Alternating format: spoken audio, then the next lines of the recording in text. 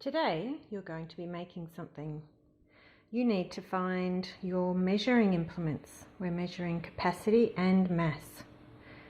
So your recipe needs to include measurements for cups, so half a cup, quarter cup, third cup, or a full cup. Your recipe needs to include teaspoons and tablespoons.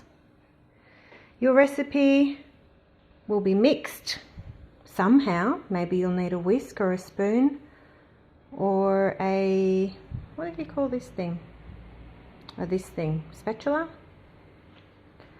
Your recipe will need to have a set of scales, so you need to weigh how heavy something is, and you're going to need a variety of different size bowls to make your recipe. You might even need to use a gas stove, but you'll need to use a gas stove with mum or dad.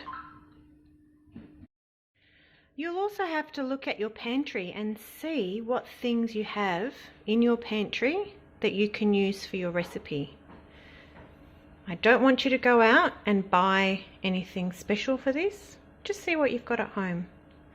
I think that I could make muffins using just these ingredients plus some eggs, or maybe some pancakes, a cake maybe.